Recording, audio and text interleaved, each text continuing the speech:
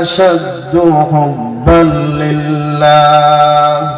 যারা ঈমানদার, আমি আল্লাহর উপর যারা ঈমান এনেছে, আমার বন্ধু নবী মুহাম্মদুর রাসূলুল্লাহর প্রতি যারা ঈমান এনেছে, তারা তাদের জীবনের চাইতেও আমি রব্বুল আলামিনকে বেশি ভালোবাসে। সুবহানাল্লাহ। আল্লাহ পাক রব্বুল আলামিন বলেন, ইন কুনতুম তুহিব্বুনাল্লাহ, যদি তোমরা সত্যিকার অর্থে আমি রব্বুল আলামিনকে ভালোবাসো এই দাবি করে থাকো। অনেকে ভালোবাসে বলে স্লোগান দেয়, আল্লাহকে আমি ভালোবাসি ভালোবাসি, স্লোগান দেওয়ার কোনো প্রয়োজন নাই। যদি আপনি সত্যিকার অর্থে ভালোবেসে থাকেন, আল্লাহ পাক রব্বুল আলামিন তার হাবিবের মাধ্যমে আমাদের কাছে জানিয়ে দিয়েছেন যে ইন কুনতুম তুহিব্বুনাল্লাহ। ও দুনিয়ার মানুষেরা রে, যদি তোমরা আমি রব্বুল আলামিনকে ভালোবাসো এই দাবি করে থাকো রে, হাবিব আপনি বলে দেন ফাত্তাবিউনি, তাহলে আমি নবীর তোমরা অনুসরণ করো রে। আমি নবীকে তোমরা ভালোবাসো রে, আমি নবীকে মহব্বতের মাধ্যমে অনুসরণ করো। আমি নবীর ভালোবাসা অন্তরে রেখে আমি নবীকে যদি তোমরা অনুসরণ করতে পারো রে,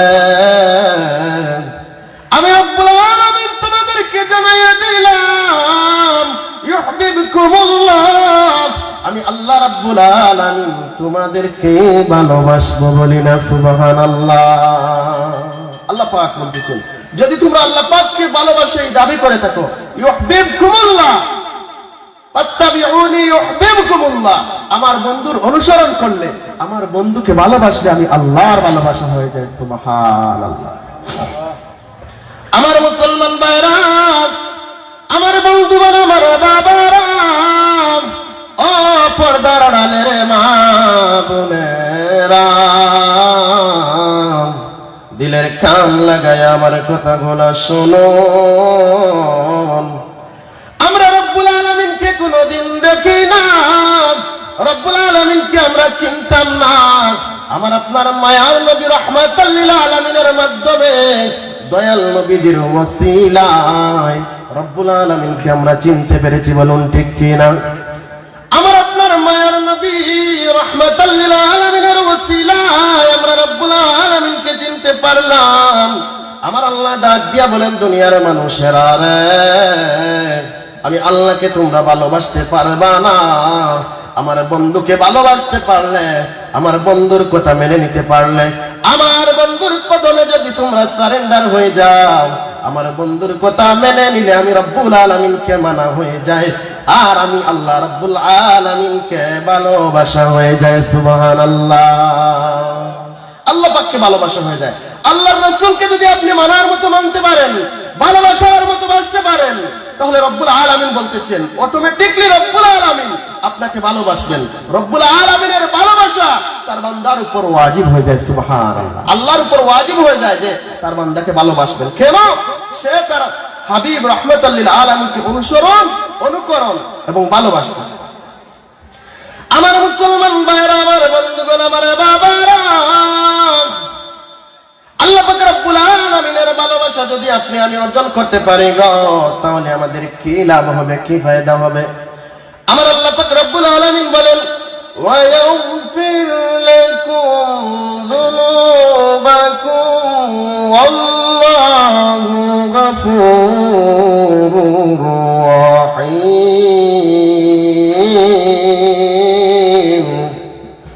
আল্লাহু আকবার। আল্লাহ পাক রব্বুল আলামিন ডাক দিয়ে বলেন, রে দুনিয়ার ঈমানদারেরা,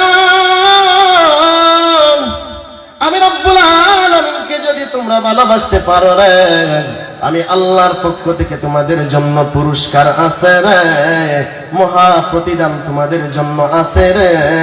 আমি আল্লাহ পাক রব্বুল আলামিন বলে দিলাম, ওয়াগফির লাকুম যুনুবাকুম, আমি আল্লাহর ভালোবাসা অর্জন করতে পারলে, আমার হাবিবের অনুসরণ মহব্বতের মাধ্যমে আমি আল্লাহর ভালোবাসা অর্জন করতে পারলে রে, ওয়াগফির লাকুম যুনুবাকুম, আমি আল্লাহ তোমাদের জিন্দেগীর সমস্ত গুনাহকে ক্ষমা করে দেব।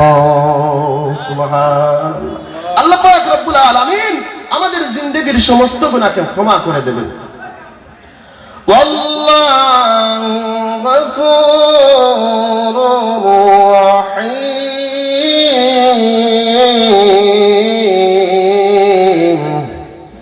আল্লাহ পাক রব্বুল আলামিন ডাক দিয়ে বললেন, রে দুনিয়ার মানুষ, আমি আল্লাহ পাক রব্বুল আলামিন হচ্ছি গফুর।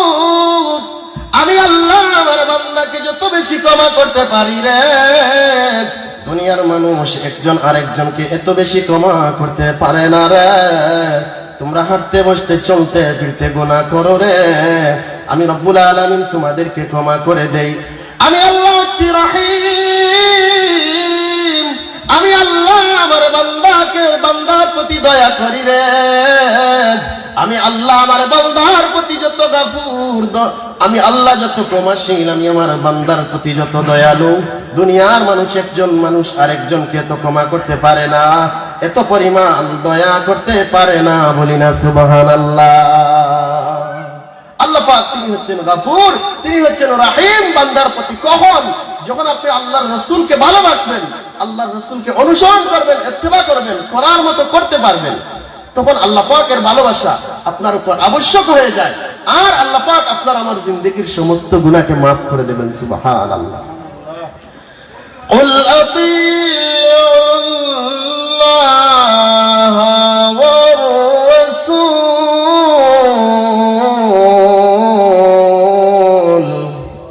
আমার আল্লাহ পাক রব্বুল আলামিন ডাক দিয়ে বলেন, বন্ধু আমার, এরপরে আপনি বলে দেন, কুল আতিউল্লাহ ওয়ার রাসূল।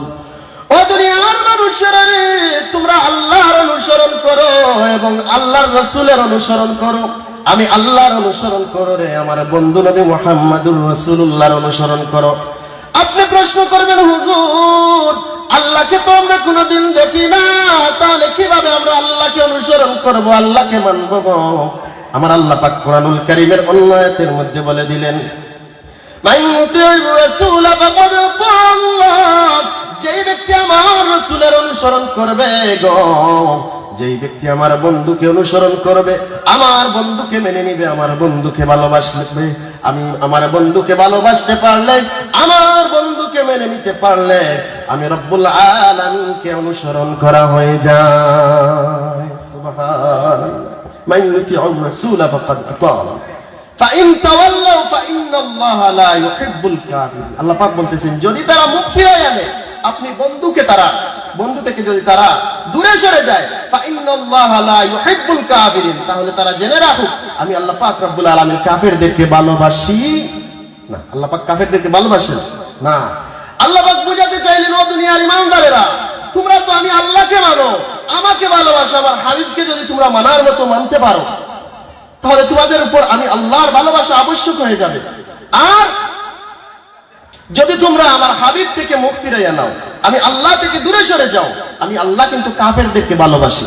তাহলে বোঝা গেল, যারা আল্লাহকে মানে না, আল্লাহকে ভালোবাসে না, আল্লাহর রাসূলকে মানে না, আল্লাহর রাসূলকে ভালোবাসে না, আল্লাহর রাসূল থেকে দূরে সরে গেলে, আল্লাহর রাসূলের প্রতি যদি ঈমান আনতে না পারেন, তাহলে তারা কাফের, তারা হচ্ছে বেঈমান, তাদেরকে আল্লাহ পাক ভালোবাসেন।